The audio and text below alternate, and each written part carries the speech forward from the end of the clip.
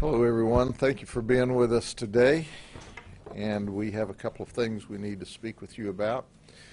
You know, as we do these predator roundups, we typically do 10 or 12 at a time, and what I have requested them to focus on, I'd rather do less at a time than more at a time so they can get all the time they deserve on television to show that they're mean, ugly, nasty people. In this particular case, this started out as a child porn investigation.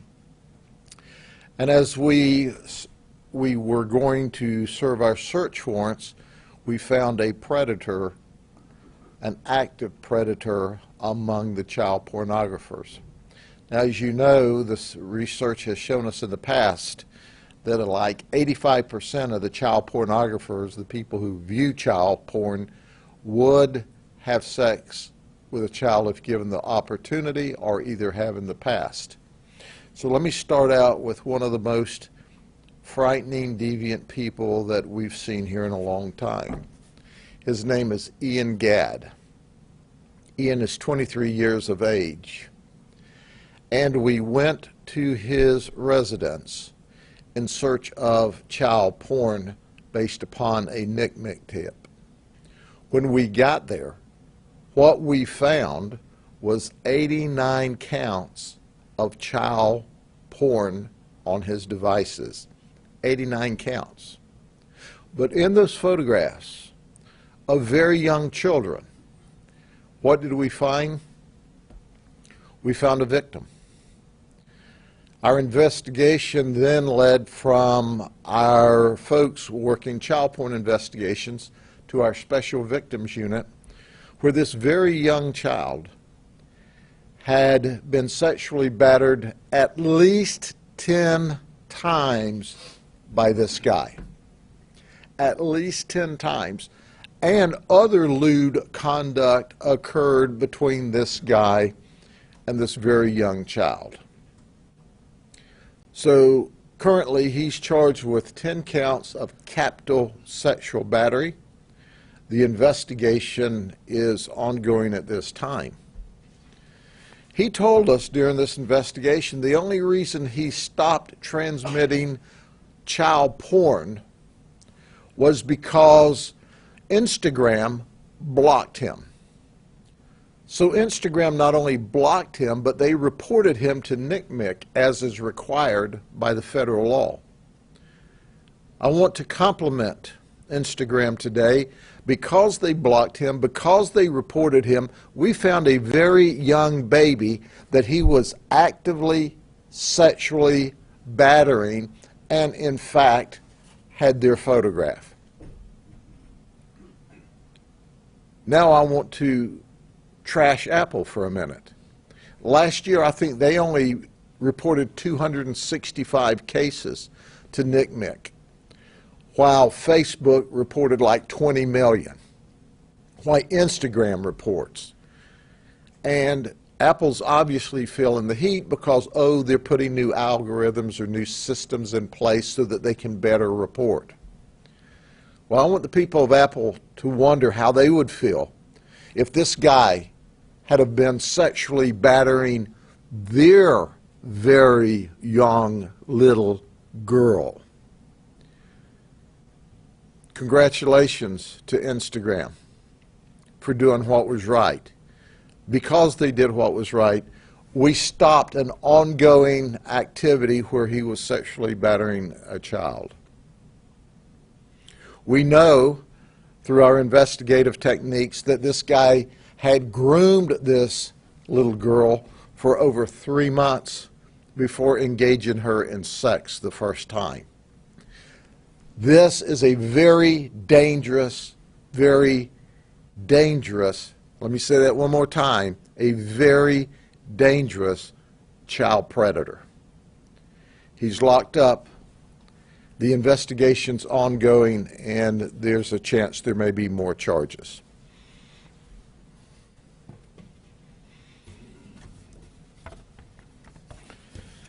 And then, of course, there's Billy Jordan Rose. He's charged with 38 counts of child porn. But what we noticed as we went through his different counts of child porn, his focus or his interest or the majority of things that we saw online were infants as young as in diapers. He had children up to like the age of 10 or 11, but he focused on infants. And he focused on infants that were being sexually battered. He confessed to us. But this is another person who, given the opportunity, would have sexually battered your children, in our estimation, based solely on the investigative conduct that we saw of him.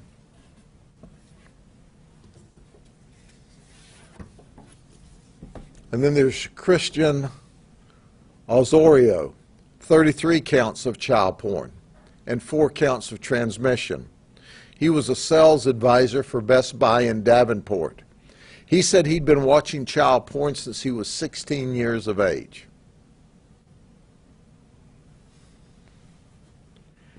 And the last one in this particular operation is Melvin Lagos, who's 18. We charged him with 32 different counts of child porn. Most of the children in his child porn were between the ages of 3 and 8 years old. He used and moved around on the social media platforms in order to try to keep from being identified. But of course, our detectives did an excellent job of tracking and finding him and his child porn. 32 counts. Now, as we give you these different counts, 32 counts, 38 counts, please understand that that's just the initial charges at the time of the search warrant. We've not gone through all of their different electronic devices. That will occur over the next weeks.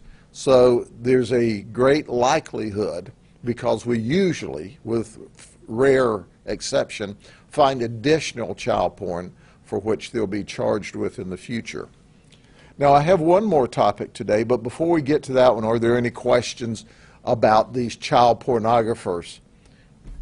On the first one, you said he was molesting a very young child. How old? We can't release her age because it would help lead to her identification, but when I tell you she's young, she's very young. He was not just molesting her, he was sexually battering her. Okay? It's disturbing to ask, was she in the images that were taken? Yes, she was. And he was taking videos in addition to still shots. We can't see where he's published the videos yet. That's still under investigation. But he was videotaping himself sexually battering this very young little girl. There's not enough time or adjectives to explain my rage and frustration with someone that would do that, and then to take videos and pictures. We did see the pictures online, but not the video clips yet. But I can't imagine why he wouldn't share those, because it's bragging rights for these people that are deviants and that are crazy like that. Sheriff, typically these guys are older. They seem to be fairly young. Would that indicate that they may have been sexually abused in their time? Do you know, we have confessions from, I believe, all of them, but not one of them has said whether or not they may have been sexually abused as a child. However, that doesn't excuse your conduct. That may be something that they say because it's true. We've known that. We've had them say that just as to try to gain sympathy from us, even when it may not have been true. So we don't put a lot of validity in that, but regardless of that, it does not give you the right to sexually attack children. And, you know, the only way I can explain this is it was a very young little girl. She was verbal, so she wasn't an infant, but she was a verbal, and she was well aware of what happened to her. And quite frankly, she was coached not to talk. So it was a difficult investigation. Anything else? Okay, this guy is Justin Jackson. He's 28 years old. He drives a cement truck for Cemex, or at least he did. On November 5th, at about 4:40 in the afternoon, he and 3 of his colleagues went to a house and broke in. They were garbed up. They had firearms to do a home invasion robbery. So they get into this house, and there are 2 adults and 5 children. 2 4-year-olds, a 6-year-old, a 9-year-old, and a 14-year-old. And they're in. One has a shotgun. One has a pistol. They've gotten the people at gunpoint. At one point, they pistol whipped one of the adult victims. And then one of the suspects gets on the phone, this is overheard by the victim, and says, "I think we've got the wrong house." That's right. There's no drugs there. There's no money there. The victims have no criminal record. These ding-a-lings got the wrong house to do the home invasion robbery. They're not going to be considered for a prize, and we certainly don't want them working for Amazon delivering packages. But they actually did an armed home invasion of the wrong house, terrorizing these folks. They were driving a 2020 model vehicle, which, that's a clue. The other 3 we believe to be black males, between 5'9" and 6 foot. They left the house in the 2020 Nissan Sentra. We don't know who they are. So far, Justin's not talking. But Justin was the getaway driver. He also went into the house during the robbery. So he's locked up, and we're looking for his 3 accomplices at this time. If somebody will call us, Crime Stoppers, 1-800-226-TIPS. Well, I say us, Crime Stoppers is not part of the sheriff's office, but if you'll call Crime Stoppers, tell us who his accomplishments are, you can have some cash for Christmas. Santa Claus will bring it to you. And these guys will go to jail with their buddy here. But right now, Justin, who wants to keep his mouth shut, hey, that's cool. If you want to keep your mouth shut, you're going to go to prison for a very long time. See if your friends that helped you rob the wrong house will bring you something to, like, eat in jail, put some money in your canteen when you go to prison. Be a nice thing. After all, y'all went to the wrong house.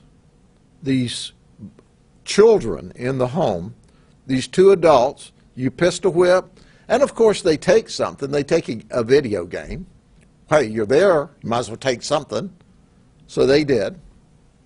They didn't even, if they entered and backed out, it's still a crime, but it sure looks a lot better before the jury. They went ahead through, even after they discovered it was the wrong place, and robbed anyway.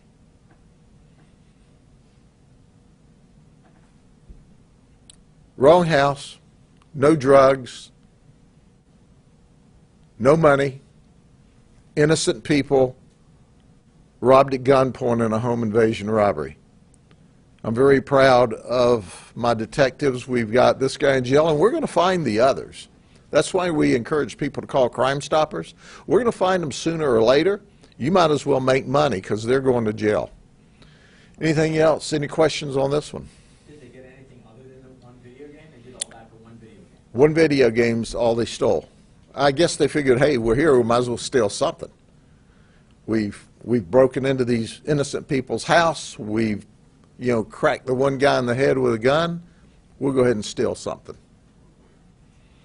Sheriff, what do you know about the deputy involved shooting in Mulberry this afternoon? Just a few minutes ago, we received information of a deputy involved shooting, and what we know at this moment in time, it involved a stolen vehicle. Well, our lieutenant, who is assigned to the Mulberry station, is Lieutenant Rhodes, spotted the vehicle and stopped it, and there was a confrontation, and the guy was shot. He shot in, as I understand, maybe in the hip and in the leg. That's all the preliminary information I have. When I leave here, I'm going to go out there. They should have a better briefing for me. The suspect we shot, he is at the hospital right now being treated. Certainly he's expected to survive. At least that's the initial information. He just took a shot to the hip and to the leg. But he resisted the arrest, I'm told, and I'm not too sure what all occurred there yet. But he fled the scene in the stolen vehicle, and we called him just after he was shot. And I'm waiting on information. I'm hesitant to give you more details. I've got preliminary information, but details are sketchy in the heat of the moment. So, and it just occurred just a few minutes ago. So I'm going to run out there, and I'll have more details for you later on. Do you know if he was armed yet? With a car that I'm sure of that was stolen, and I think that he had her pinned up in the car, but I'm hesitant to say that until I get more details. But the initial information, which is subject to change as soon as I get there, is she was fighting with him. He was getting the best of her, and he had her pinned between the open door and the vehicle when she shot him. So it appears that he was at least armed with a huge weapon, and that was a vehicle, and he was determined to get away. And we were determined that he wasn't going to get away, and he didn't get away. So we're at the hospital with him now. He should have rethought his actions. He could have gone to jail a much easier way than he's going to jail now. But I will have details, and once again, anything I'm giving you right now is like really preliminary, and it's subject to modification, and I'm certain it will be by the time we get the rest of the stories. Okay? What's the location that you're going to? I don't know. Mulberry. I got a guy here that's going to drive me. It's called my chief of staff. He's got all the details.